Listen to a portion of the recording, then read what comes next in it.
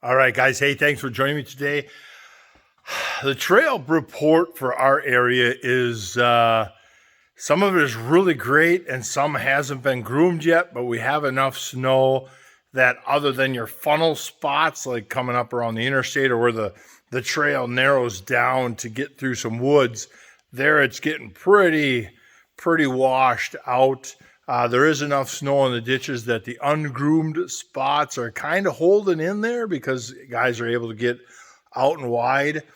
But we have a lot of area that has not been groomed yet because the waterways, the swamps and creeks aren't froze over. So the clubs are hoping they're actually just getting going right now on really getting a lot of progress on grooming because the sleds had made enough traffic over some of them little waterways that the groomer's now able to get across, or it was able to freeze down. But there's a lot of areas yet that aren't getting froze. You know, that trail where they really have to cross a bigger body of water, they're just not doing it yet. The risk is just too high. So that section of trail that's kind of landlocked between two, or waterlocked between a couple river ports, it's just going to be ungroomed for a while. But where they have been grooming, it is phenomenal. Phenomenal. We got a good thick base. There's always exposed sticks and dirts and rocks here and there, but hey, it is great conditions. We got a sled here, the iconic 98 XCR 440, aka the Red Rocket, is here in my shop. It needs a little restoration work. The seat is obviously bad. The gas tank is bad. The paint is coming off, and it needs mechanically. You need wheel bearings. You need slides, a carb cleaning.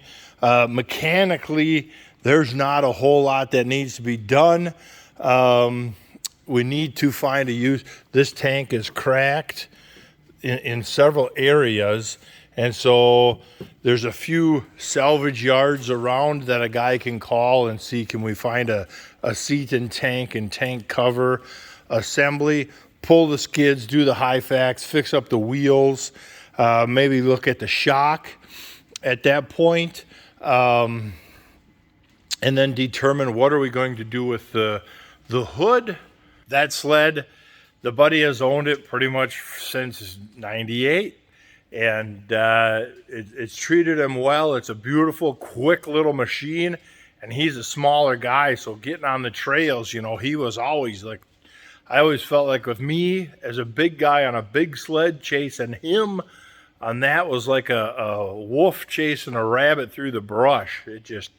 That did not work out very well for the wolf. I'm gonna see what's left in the budget. Maybe we upgrade the track. If we can jump up to an 1.25 inches, something or another, and upgrade the track while we're there, that would really bring that sled way light years ahead in trail capability. And so, yeah, it'll be a fun one. I'll bring you along when we pull the skid and rebuild each thing. I'll bring you along and see what we can do with it. And I got a buddy, my younger cousin down the road. He does auto body and painting and stuff like that. So I'll talk to him and see what we got for options on that hood and nose cone for painting them up. And it would be really cool. It'd be really cool that a legendary sled like that we made it, respect the legend and bring it back to a good looking life.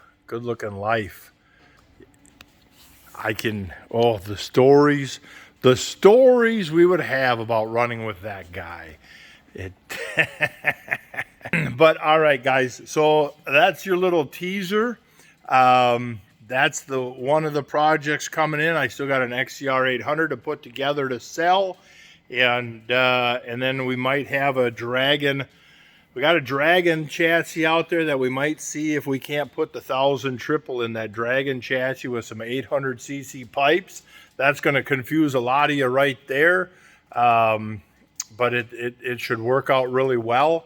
And yeah, so there's a teaser of some projects coming. But yeah, so I'm going to end this one here. Thank you very much for watching, and we'll catch you on the next one.